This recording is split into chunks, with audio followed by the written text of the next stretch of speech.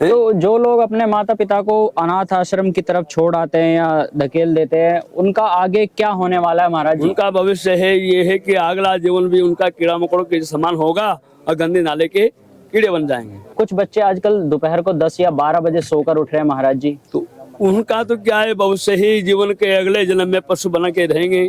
आज के बच्चे जन्मते हैं, जन्मने के बाद जन्मते ही उसको मोबाइल चाहिए और खाना पीना उसको बिस्तर पे ही चाहिए, माता पिता के चरण छूता नहीं, तो फिर वो संस्कार वो परेशान होगा तो ये क्या होगा। नमस्कार दोस्तों, कभी कुंभ में हम पहुंचे हैं एक और महाराज जी के पास, रुद्राक्ष वाले बाबा, मनके वाले बाबा। उन्होंने बहुत सारे रुद्राक्ष जो हैं वो धारण किए हुए हैं। उनसे आपकी बातचीत कराते हैं, उनके जो विचार हैं, उनके जो अनुभव हैं वो आप तक पहुंचाते हैं, क्योंकि हर कोई तो कुंभ में नहीं आ पा रहा है। तो हमारी कोशिश यही है कि जो दुर्लभ बाबाओं के दर्शन हैं वो आपको घर बैठे हम करा सकें। इसमें गिनती के 11,000 रुद्राक्ष है और कौन कौन से रुद्राक्ष होंगे महाराज सभी जी? प्रकार के रुद्राक्ष है, 1 से लेके 21 मुखी तक सब रुद्राक्ष है जी। तो महाराज जी, हमें जो जानना है, हम सिर्फ इतना जानना चाहते हैं कि आज का युवा बहुत परेशान है। गजाननं भूतगणाधिसेवितं कपितजम्बो फलचारुभक्षणम् उमासुतं शोकविनाशकारकं नमामि गणेश्वरपादपङ्कजम्। गुरुर्ब्रह्मा गुरुर्विष्णु गुरुर्देवो महेश्वरः, गुरुर्साक्षात् परब्रह्म तस्मै श्रीगुरुवे नमः।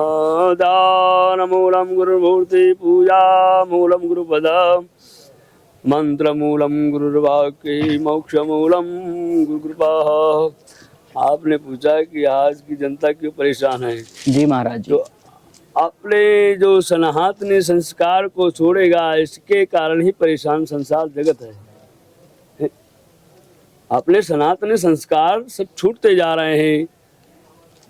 आज के बच्चे जन्मते हैं, जन्मने के बाद जन्मते ही उसको मोबाइल चाहिए और खाना पीना उसको बिस्तर पे ही चाहिए, माता पिता के चरण छूता नहीं, तो फिर वो संस्कार वो परेशान होगा तो ये क्या होगा। उसका कारण यही। जी महाराज जी, एक मैं और महाराज जी चीजें देख रहा हूँ कि आजकल के जो माता पिता भी हैं या जो बच्चे भी हैं, वो सिर्फ किताबी ज्ञान के पीछे भाग रहे हैं और आध्यात्म से दूर होते जा रहे हैं। तो आध्यात्म की तरफ जब जाओगे, जब तक संत ऋषि मुनियों के सानिध्य में आके उस सत्संग का वार्तालाप करोगे तब। जी महाराज। पहले क्या है, ऋषि मुनि जमात लेके चलते थे, गांव गांव हर नगर में जाके सत्संग होया करता था, हाथी के साथ जमाते चलते थे। जी जी। अब आज कोई संतों को रोकने के लिए ही नहीं, पहले के राजा महाराजा अपने अपनी नगरी में रुकाया करते थे। जी जी। और आज कोई न राजा न महाराजा कोई उसको देखना ही नहीं चाहता है कि हाँ संत भी आया होगा तो आया होगा। ये भाव रह गए संसार के, इसी कारण ये संसार जगत परेशान है। जी। जब तक अपना कर्म नहीं करेंगे तो भक्ति कैसे, कुछ कैसे बनेगा। अपना कर्म पहले प्रथम।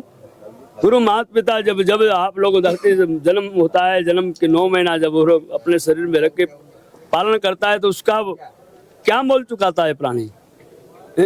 उसको कहीं कोई लाते मार रहा है, कोई उसको अनाथ आश्रम में छोड़ दिया गया है और कहता हमारा भविष्य बनाओ। कैसे भविष्य बनेगा। तो जो लोग अपने माता पिता को अनाथ आश्रम की तरफ छोड़ आते हैं या धकेल देते हैं, उनका आगे क्या होने वाला है महाराज जी? उनका भविष्य है ये है कि अगला जीवन भी उनका कीड़ा मकोड़ों के समान होगा और गंदे नाले के कीड़े बन जाएंगे। जी। और महाराज जी, एक आज की डेट में ना जो युवाओं का या शहरी जो लोग हो चुके हैं, शहरीकरण बहुत तेजी से बढ़ रहा है, तो वहाँ लोगों का खान पान बहुत बदल गया है। तो ऐसा क्या खाया जाए कि जो युवा हैं, बच्चे हैं, वो स्वस्थ बने रहें? स्वस्थ बने रहे कि सबसे पहला तो उपासना, योगा, इससे हम लोग स्वस्थ रह सकते हैं। कि हर चीज में, हर जो भी आ रहा है उसमें सब में केमिकल और पदार्थ जो आ रहा है, जी जी, वो कहीं कि शरीर को बनने नहीं देता है, कि आपके नपुंसक शक्तियों को नष्ट कर देता है। ऐसी ऐसी शक्तियाँ, ऐसी ऐसी चीजें इसमें आ रही है। तो इसके कारण यह अपने पास अपना शरीर नहीं बनता है, अष्टपुष्ट नहीं होता है, कई प्रकार की बीमारियां लग जाती है। जी जी। और कुछ बच्चे आजकल दोपहर को 10 या 12 बजे सोकर उठ रहे हैं महाराज जी। तो उनका तो क्या है, भविष्य ही जीवन के अगले जन्म में पशु बना के रहेंगे। और पशु भी ऐसे रहेंगे जो जैसे अजगर कैसे रहता है, अजगर जंगलों में एक अकेला पड़ा रहता है, उसको कोई देखने वाला नहीं, इस प्रकार अजगर बन के रहेंगे। जी महाराज जी, अगर आप मुझे बताना चाहें तो मैं थोड़ा सा सिर्फ ये और जानना चाहूंगा कि संतों का खान पान और आहार क्या रहता है। संतों का खान पान आहार मध्यम खान पान होता है और शुद्ध शाकाहारी होता है। जी बहुत बहुत धन्यवाद। सात्विक भजन करते हैं, वे धर्म की रक्षा के लिए सात्विक की शक्ति कार्य आई, वो सात्विक की माया हुई है। जी जी जी जी जिसने सात्विक को नहीं पहचाना वो मायावी की तरफ जा रहा है, तो वो अपना भविष्य को बिगाड़ रहा है, अपना भविष्य को खत्म कर लिया उसने। जी महाराज जी, नारायण नारायण। बहुत बहुत धन्यवाद। हर हर महादेव महाराज जी, आपने हमें समय दिया। हर हर महादेव। हर हर महादेव।